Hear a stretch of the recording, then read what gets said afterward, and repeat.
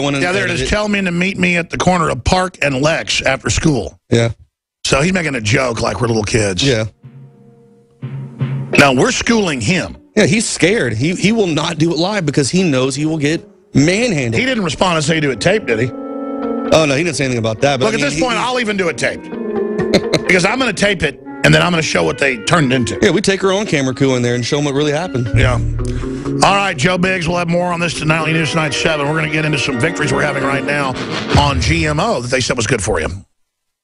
We don't know yet the cause of the train derailment that currently has 6 dead and over 200 injured. Was it a failed infrastructure? A result of Washington kleptocrats who make themselves rich while the country goes off the rails? Or was it a deliberate act of sabotage? Just as many people will wonder what happened when the U.S. crashes, the aftermath will be just as bad as this train crash, except there won't be any outside help coming.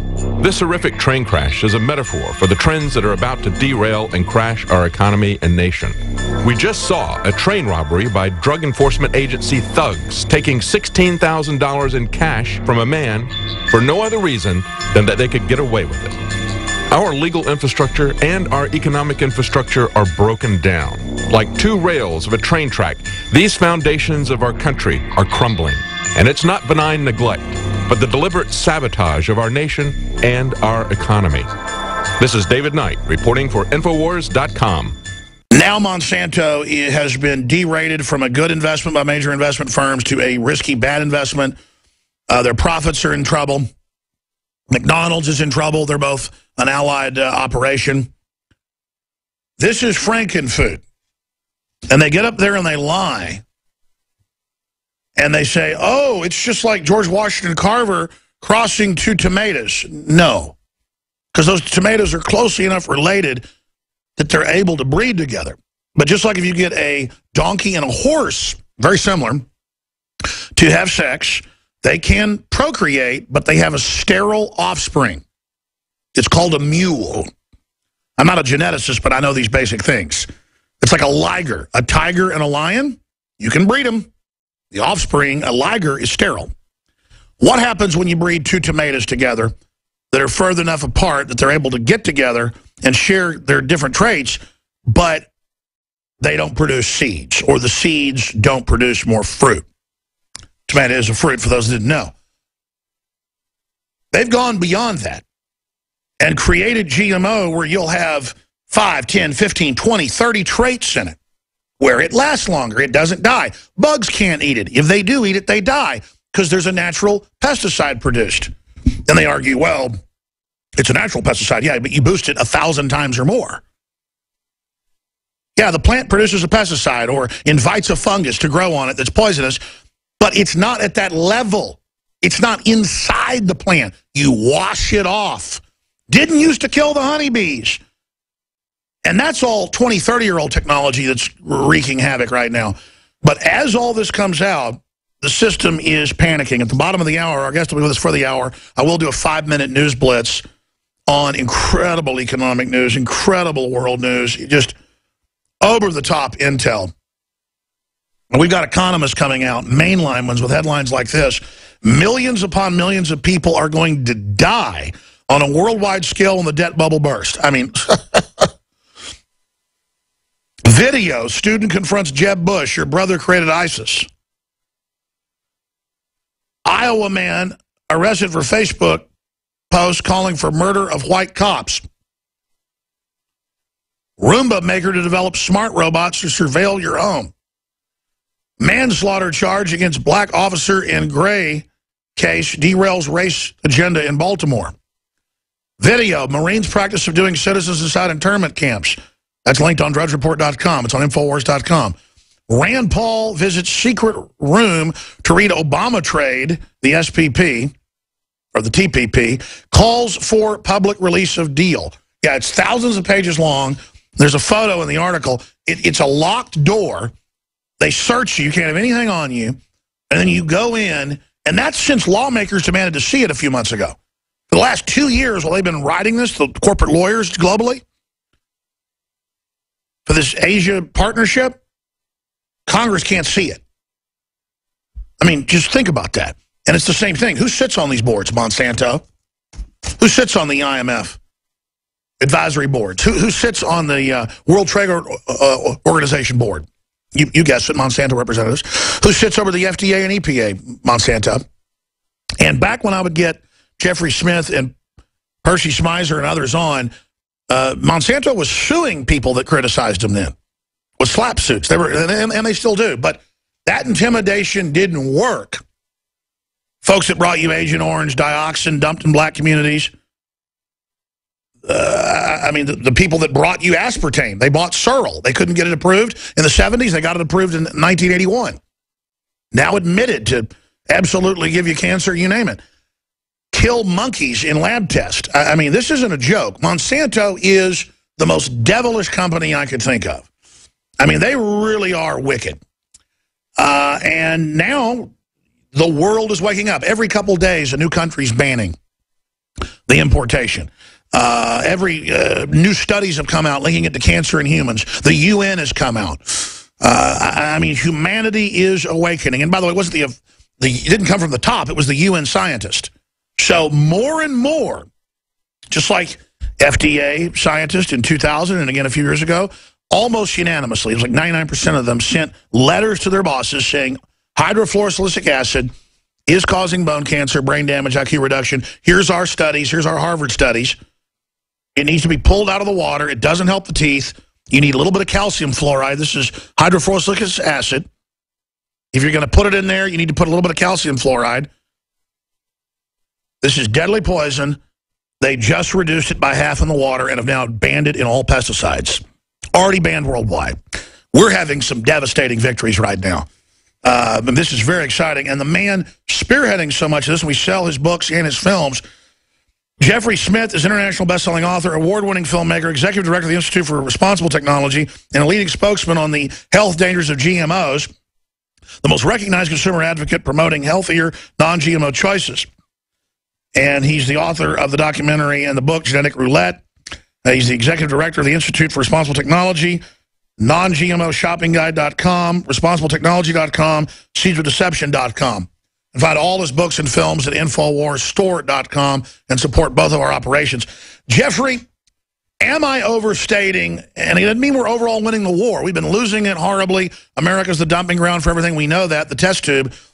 But if we were behind 50 points in a football game, have we just come back 37 points and we've got a quarter left? And are we just lobbing Hail Marys and catching every one? I mean, it doesn't mean we've won, but are we not racing back to a global awakening? I mean, are we on the cusp of a new renaissance? Because it was dark having you on 14, 15, 16 years ago, having Percy Schmeiser on 16 years ago when he first launched his operation.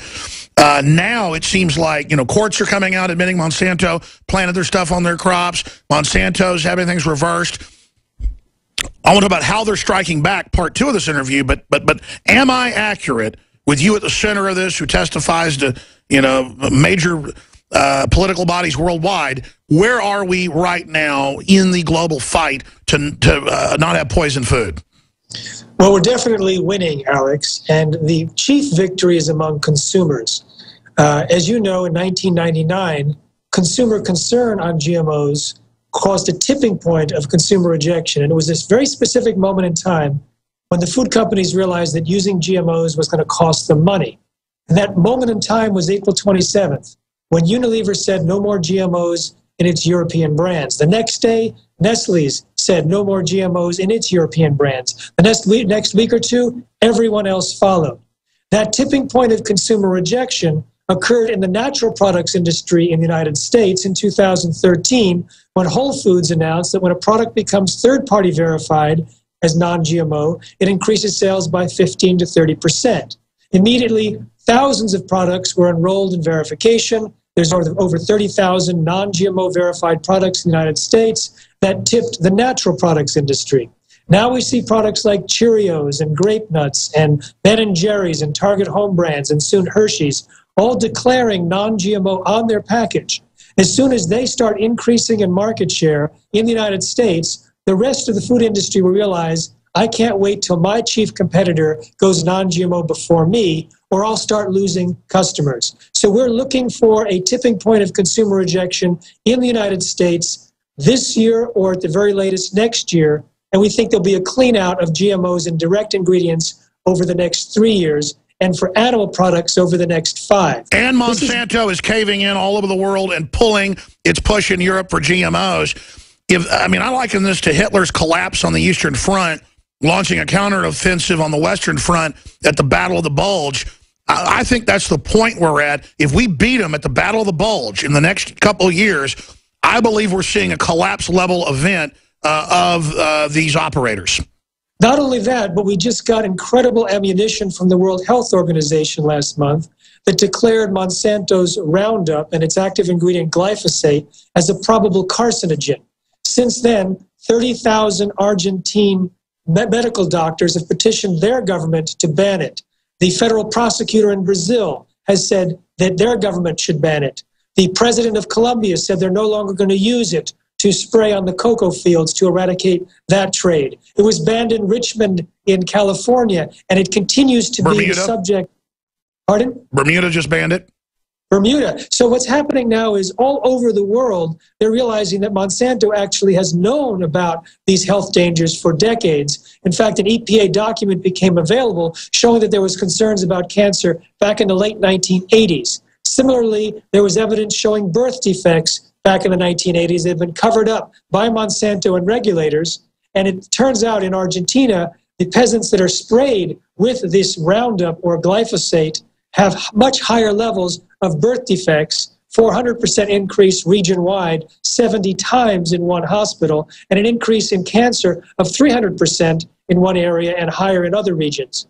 We also saw in China, when they started introducing genetically engineered Roundup-ready soybeans for their soybean oil, it was reported that cancer and heart disease and other problems skyrocketed. I was there giving a presentation in Beijing last year. A general who was in the audience had earlier reported that he warned the government and warned the people that this new genetically modified Roundup-ready soybean oil was linked to all of these increased in diseases, and the army of China thereafter refused to serve its own soldiers GMOs, even though the government still allows the rest of the population to eat it. In fact, that came out in the news that the Chinese elite are obsessed with non-GMO and were found to have secret government-funded gardens. It turns out that Bush, the past Bush administration, absolutely insisted that their kitchen be organic, and evidently Obama has followed through. So it turns out that those that know the situation don't want to risk themselves. In fact, a former Monsanto scientist told me that 3 of his colleagues were doing the safety studies. Stay there. This is amazing. I want to hear it when we come back.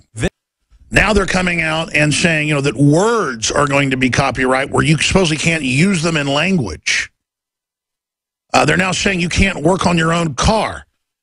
In fact, this morning I was talking to a lady, and she was telling me about her Keurig coffee maker. And how her one that she had for 2 years broke, so she bought a new one. And I said, yeah, I have one of those. But I said, mine's old. She said, well, you put the new little canister in there, and it's not one of their coffees. It won't work. It's got a RFID chip in it. She was a listener, and she was telling me how she heard about that years ago. And, oh, yeah.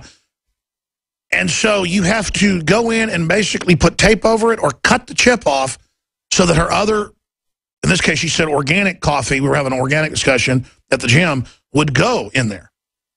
So see, that's the type of monopoly they're trying to create. And I'm kind of diverting off into another subject, but it all connects. We were talking about Volkswagen. You buy a Volkswagen, 2 years later, your battery doesn't work. You go get a third-party battery, same battery, works great. They remotely, from the factory, turn it off. You have to go in and pay a $150 service charge to have them certify it as theirs. Now, that's where all this is going. And with this genetically engineered food, that's where it's going. Now, this is a short segment, Mr. Smith. Long segment coming up. You were going into victories right now. I'm glad to hear from you, the expert, that I'm not overestimating how exciting this is. Let me shift gears, and we'll go back into good news and where the rest of the fight is in the next segment. In this short segment, as we talk to Jeffrey Smith, ResponsibleTechnology.com, probably the leading spokesperson fighting this stuff on the GMO. There's Mercola and others, but they cover the whole spectrum. Let me ask you this question. How is the empire going to strike back? What's going to be their Battle of the Bulge counteroffensive? What are they doing? Well, they're spending millions of dollars now promoting the, quote, benefits of GMOs